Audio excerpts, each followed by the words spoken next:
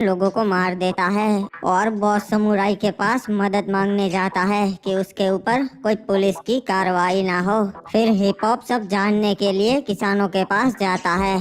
आदम घर लौट रहा होता है और रास्ते में ओरियन उन पे हमला कर देता है और दिमित्री मारा जाता है। दूसरी तरफ बॉस समुराई दूसरे माले से नीचे गिर जाता है और बेहोश हो जाता है। अब आगे ओए। अरे आप लोग इतने सारे लोग आईसीयू में क्या कर रहे हैं? जाइए बाहर जाइए जल्दी से। अबे तुम भी तो यहीं खड़े हो बे, हम क्यों बाहर जाए फिर? लगता है तुम लोगों में कॉमन सेंस नहीं है। मैं डॉक्टर हूँ, यहाँ सिर्फ डॉक्टर और पेशेंट ही रह सकते हैं। डॉक्टर साहब, पापा कब तक ठीक होगे? देखिए फिलहाल हम कुछ बता नहीं सकते, ठीक है? आप लोग बाहर जाइए जाइए। अरे ऐसे कैसे नहीं बता सकते? पापा कब ठीक होगे वो तो मुझे जानना है। देखिए फिलहाल ये कोमा में चले गए हैं और हम हमारी पूरी ट्राई करेंगे, इसलिए आगे का हम कुछ नहीं बता सकते। ठीक है डॉक्टर साहब, पर याद रखिएगा पापा को कुछ नहीं होना चाहिए। जी मैंने कहा ना, हम अपनी पूरी कोशिश करेंगे। देखो एक बात गौर से सुन लो, बाहर किसी को भी पता नहीं चलना चाहिए कि भाई साहब कोमा में है, समझ गए? वरना हमारे दुश्मन हम पे छोड़ बैठेंगे। हाँ एसपी साहब ने सही कहा, अगर किसी को भी पता चल गया तो वो हमारे लिए बिल्कुल भी ठीक नहीं होगा। हेलो, कोई है? कोई घर पर है या नहीं? आदम, हेलो। अरे यार ये अभी कौन आ गया? ठीक से सोने भी नहीं देते लोग मुझे। अरे सकुरी जी आप? हाँ मैं सुबह से ढूंढ रही हूँ तुम्हें, पता नहीं गैराज भी सुबह से बंद रखा है। चलिए बाहर बात करते हैं। मुझे तुम्हारे दोस्त के बारे में पता चला। आई एम सॉरी, उसके साथ बहुत बुरा हुआ आदम। हाँ वो लोग मारने तो मुझे आए थे, पर उस बेचारे का नंबर लग गया। उसकी तो कोई गलती भी नहीं थी। तुम्हें लगता है वो लोग फिर तुम्हारे पीछे आएंगे? जरूर आएंगे, वैसे भी मुझ जैसे लोगों की जान की कीमत ही क्या है।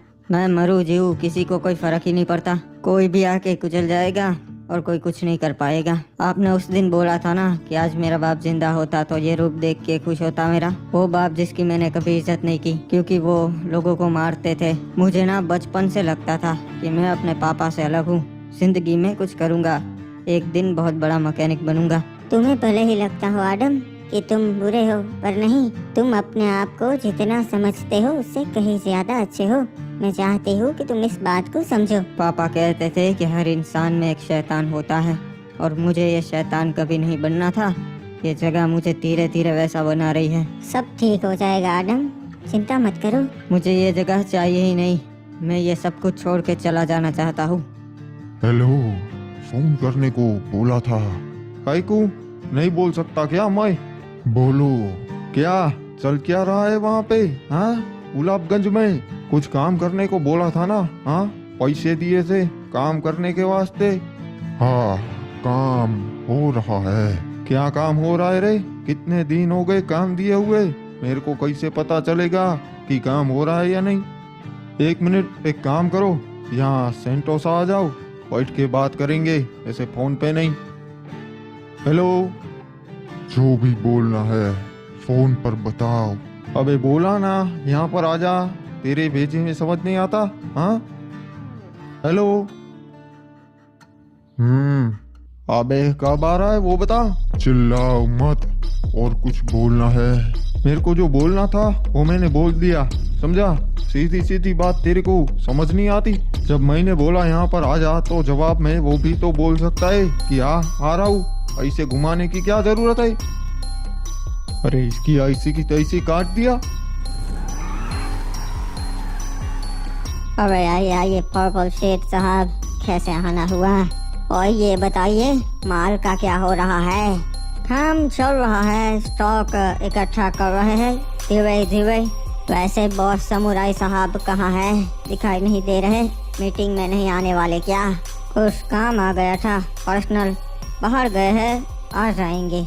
देखिए मैं आपसे सीधा सीधा बस एक सवाल पूछूंगा, सब कुछ ठीक है ना? हाँ सब कुछ तो ठीक है, पर आप ऐसा सवाल ही क्यों पूछ रहे हैं? और मैं जानता हूँ कि ये आपके लिए बड़ी डील है, पर ये हमारे लिए भी बहुत बड़ी डील है। मेरे ऊपर बहुत ज्यादा प्रेशर है इस डील को लेके, तो कोई भी गड़बड़ नहीं होनी चाहिए।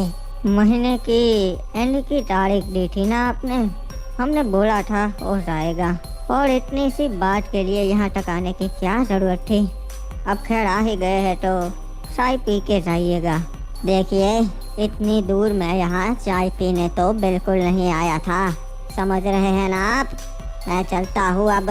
समझ नहीं आ रहा भाई साहब के बिना कैसे करेंगे, कुछ बता के ही नहीं गए।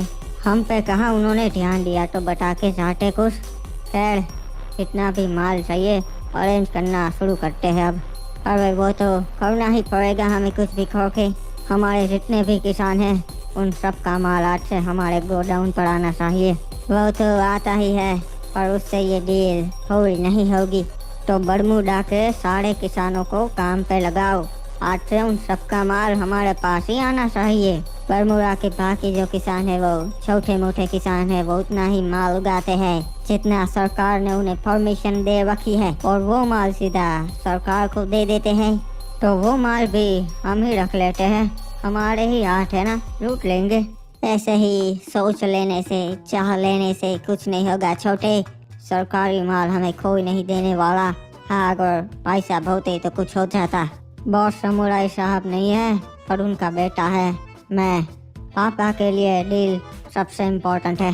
ये बात शायद आपको समझ में नहीं आ रही है, पर मुझे आ गई है। तो अगर आपको मदद करनी है या नहीं बता दीजिए। हाँ मैं समझ गया। गुस्से में कोई भी फैसला नहीं लेना चाहिए, मुझे थोड़ा टाइम दो, मैं कुछ सोचता हूँ, करता हूँ इसके बारे में।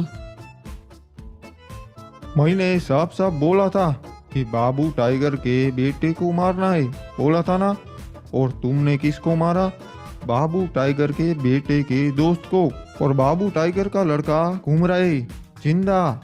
हाँ मालूम है। और बॉस समुराई ने पलट के वार नहीं किया। मैं जानना चाहता है क्या कर रहा है वो। बॉस समुराई के हर एक आदमी पे नजर रखनी पड़ेगी। तुम्हारे पास लोग कम है तो कुछ मेरे लेकर जाओ, ठीक है? ए ये क्या, किधर जा रहे लाई? ये सारी बात फोन पे भी हो सकती थी, मुझे यहाँ तक बुलाने की क्या जरूरत थी? ए मैंने पहले ही बोला था मैं काम की बात फोन पे नहीं करता। मेरे को रोज की रोज खबर मिलनी चाहिए वहाँ पे क्या चल रहा है। आदम भैया मुझे बहुत बुरा लग रहा है, आप क्यों यहाँ से जा रहे हो? सकुरी जी आपसे मिलने आई थी ना, तो हम लोगों को भी बुरा लगेगा ना।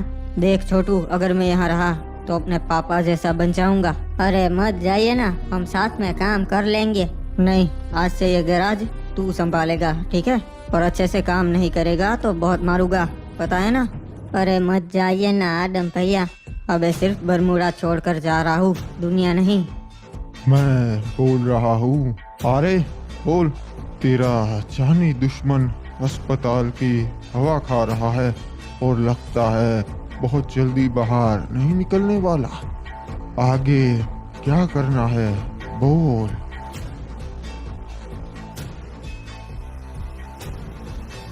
जल्दी बोल, 14 सेकंड बचे हैं तेरे पास। तुम अभी रुको, मेरे को मालूम है कि आगे क्या करना है। ये लो बस आ गई, चल ख्याल रखना अपना। कहाँ जा रहे हैं वो तो बता दीजिए भैया। मुझे भी नहीं पता, बस बरमूडा से दूर।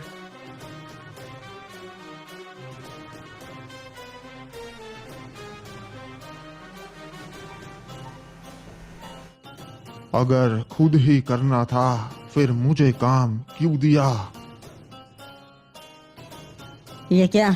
ये तो वही है जिसने दिमित्री को मारा था। बस रोक। अरे क्या हुआ, तुम्हारा सामान छूट गया का? कहाँ गया? अभी तो यहीं पर था।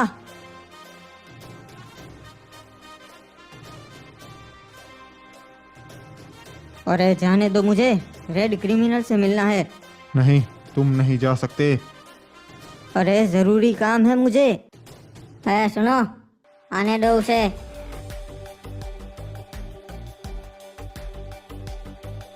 बोलो कैसे आना हुआ?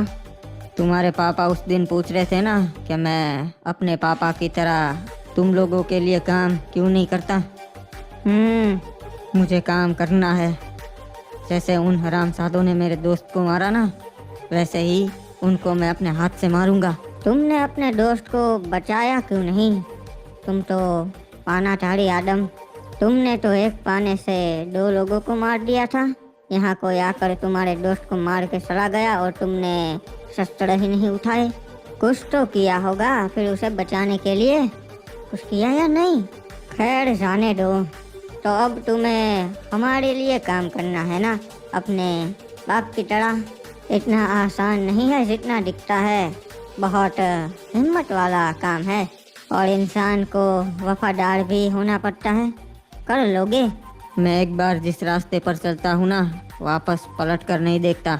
मैं बस इतना चाहता हूँ कि तुम लोग मेरे दोस्त की मौत का बदला लेने में मेरा साथ दो। सिर्फ दोस्त की? बाप का बदला कौन लेगा? मेरे पापा को तो उनके कर्मों की सजा मिल गई, पर दिमित्री, उसने तो ऐसा कोई काम नहीं किया था कि उसको मार डाले। उसकी तो कोई गलती भी नहीं थी, उसे क्यों मार दिया? किया ना, तुमसे दोस्ती। तुम्हारा दोस्त तुम्हारी वजह से मारा गया। मन लगा के काम करो हमारे लिए। बाप और दोस्त दोनों का बदला लो। हाँ ठीक है, बदला तो मैं लूँगा ही। एक बहुत ज़रूरी बात बतानी है जो किसी को नहीं बताई है। पापा हॉस्पिटल में है, ये बात किसी को पता नहीं चलनी चाहिए। वो वहाँ सेफ नहीं है। आज से उनकी सेफ्टी की जिम्मेदारी तुम्हारी। अगर तुम्हें अपनी जान भी दाव पे लगानी पड़े तो तुम लगाओगे, मगर उन्हें सेफ रखोगे। कर पाओगे? हाँ बिल्कुल। ठीक है फिर जाओ, हमें ऐसे लोगों की ज़रूरत पड़ेगी। बाबू टाइगर का लड़का है। कट्टा चलाना नहीं आता तो क्या हुआ, पाना घुमाना आता है, काम आएगा। साथ रखना इसे।